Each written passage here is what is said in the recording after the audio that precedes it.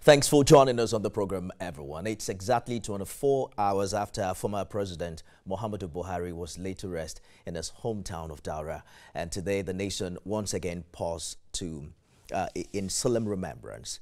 A fidal prayer was held in his honor, drawing Nigeria's political elite back to Katsina.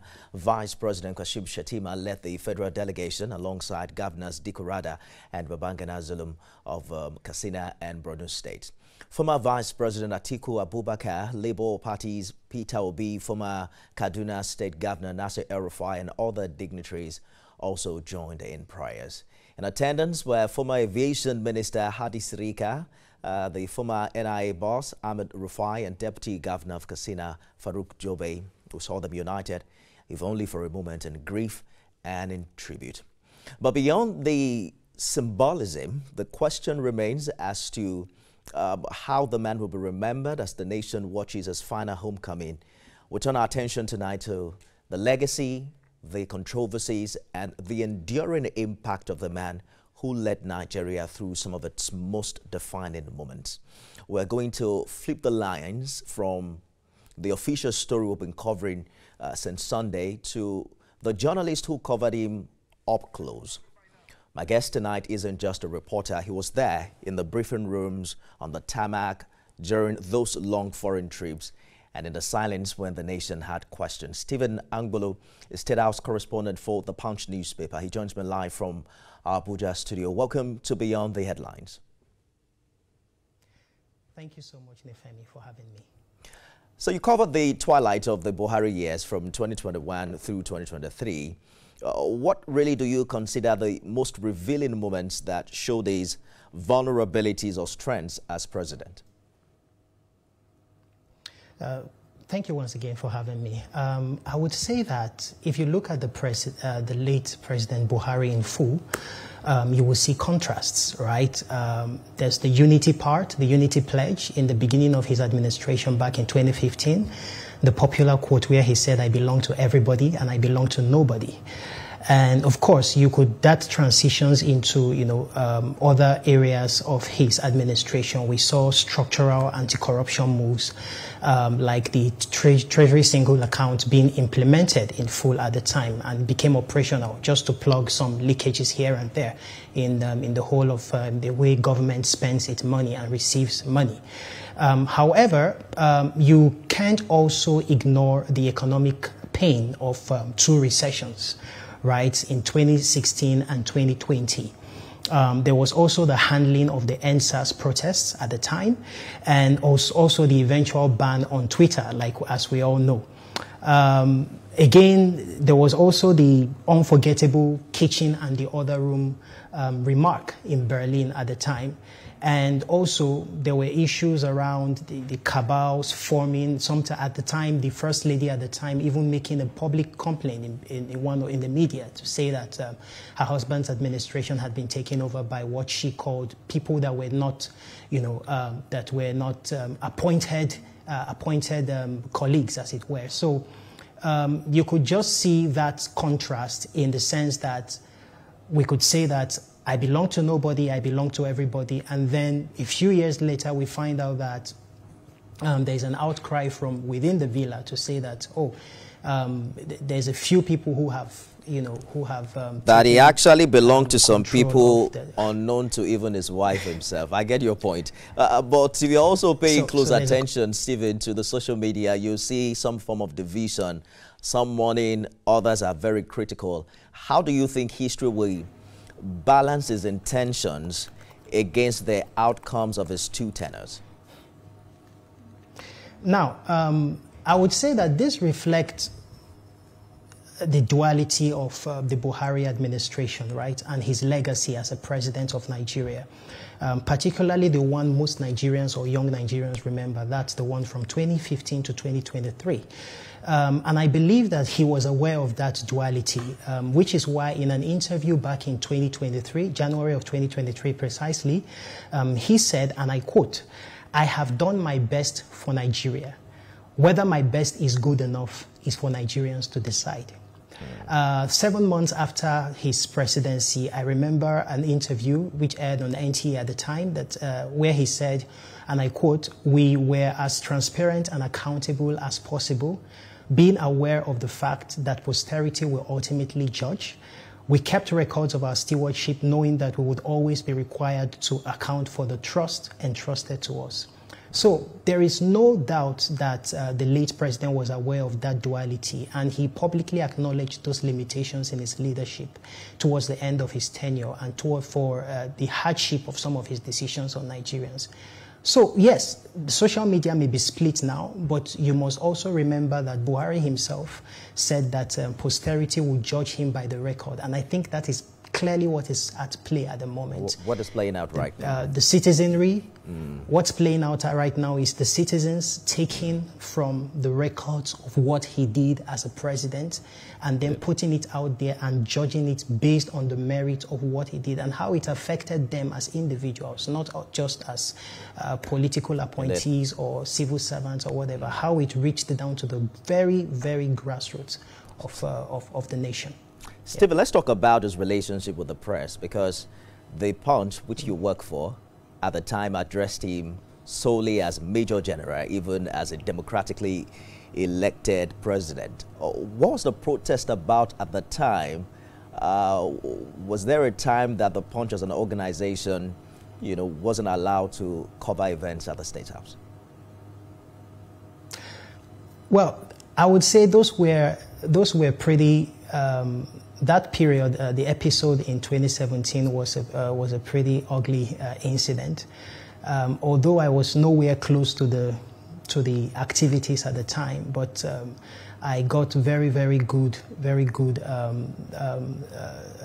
briefing and stories of what happened at the time from the horse's mouth himself, my predecessor, Mr. Adetayo at the time. And it just went on to tell that there's, even in the relationship, as much as there is a rhetoric on the side in the administration at the time that there is press freedom and all of that, realities on the ground was far from perfect. The editorial decision by the Punch at the time to name him Major General, taking him back to his military roots. That was in December of 2019. It was not made lightly. That decision was not made lightly, I must say.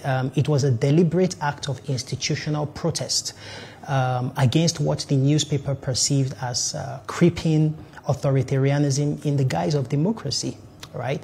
And at the heart of it was a consistent disregard for court orders. I think that was the major issue that brought up that conversation at the time.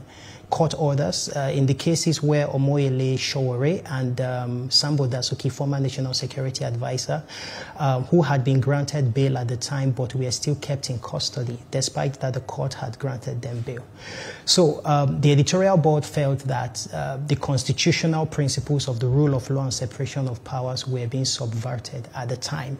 And, so referring to the former president as Major General Muhammadu Buhari, retired at the time, and his government as a regime was a way of reminding the public and the presidency at the time that military style had no place in a constitutional democracy.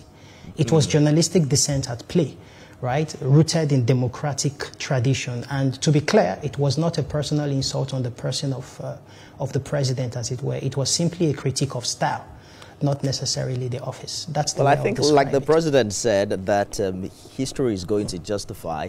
I think that there are also going to be some other people who have a completely or slight different narrative as to what transpired. I know beyond the court orders, there were petitions, I believe, that were written at the time.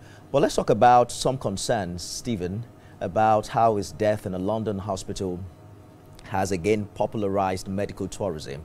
Recall that former President Yar'Adua was also treated in the United Arab Emirates. You did a story recently about the number of foreign trips the current president has made in 2 years. How important do you think this is for Nigerians?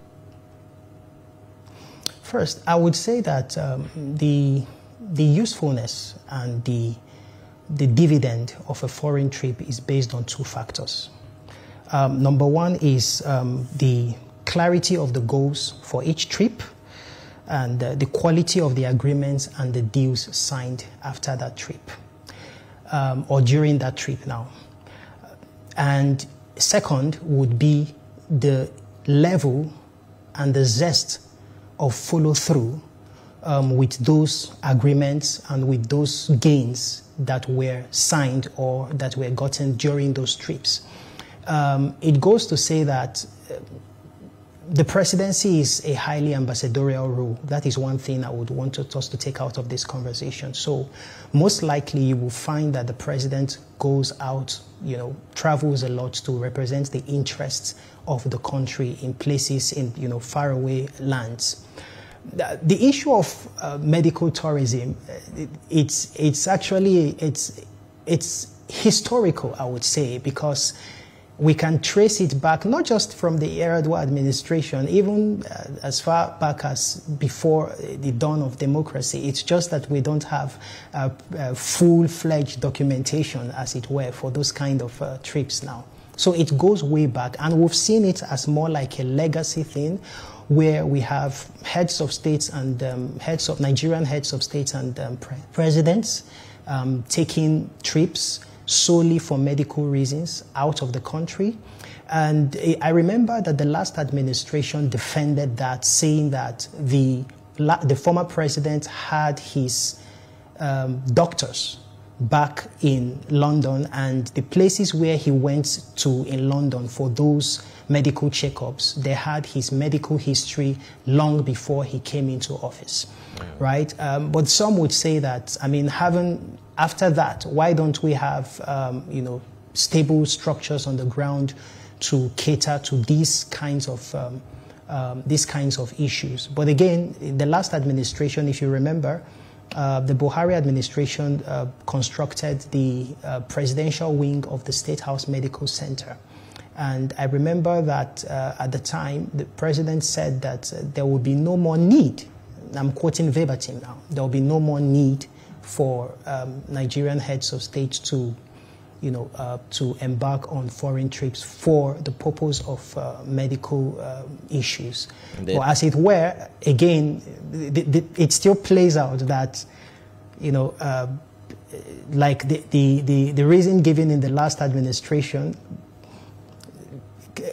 it may be still suffice now. Some might still say, because I've seen it on social media and I've seen some of the rhetoric around that, to say that, hey, long before this person became president, this is where he had been taking his, medical leave. This is where he goes for checkups and all of that. And why would we want to change that now that he's public property? Yeah, Stephen, there are two ways. Or public citizen, rather. There are actually two ways to look at it.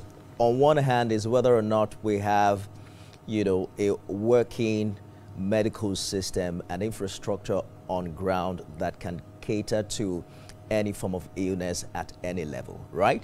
The other angle is patriotism. Absolutely. I remember speaking with someone during the state funeral coverage yesterday who made mention of Fidel Castro, who chose to receive treatment only in Cuba, even during his final illnesses. There are concerns from Nigerians as to whether or not leaders should, whether we should have legislation that compel our leaders to send their children to our schools, to have them, get treated in our hospitals, and then to also restrict them to the four walls of Nigeria. Perhaps that will really improve the quality of service that Nigerians also can get to. But that's an interesting conversation. I think that we'll talk more about it shortly. But you and your colleague have run an article where you talked about some favorite, what you call your 50 favorite quotes from the former president, ranging from bedroom-centric jokes about his wife, you mentioned earlier, to firm anti-corruption lines. Which of these quotes do you think truly captured his persona, and which ones surprised you as a journalist?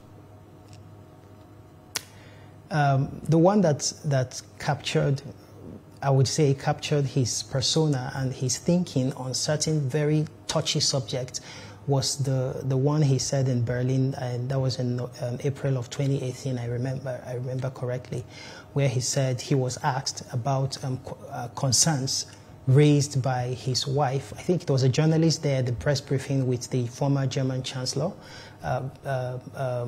Angela Merkel, and the response was that he doesn't know the political party that his wife belongs to, but that he knows that she belongs to his kitchen, his bedroom, and then the other room and all.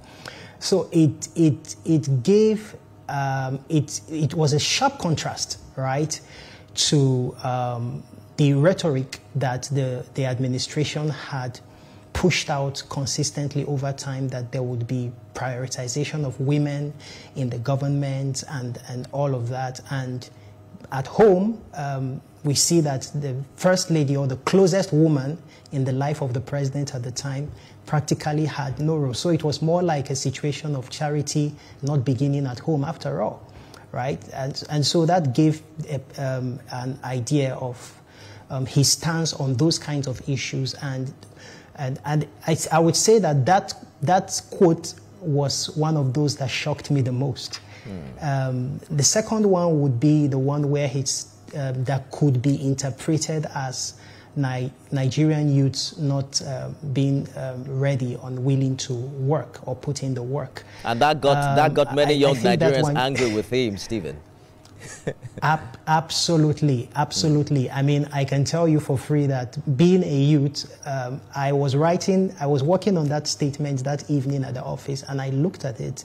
I had to take one hard look again. I was like, but I'm a youth. I mean, I cannot define myself as not willing to work, right. You know, and that didn't go down well with Stephen, we've completely run out of time. What an interesting conversation it's been. I believe that we'll talk more about this subsequently. Stephen Angbulu is State House Correspondent for the Punch newspaper. Thank you so much for talking.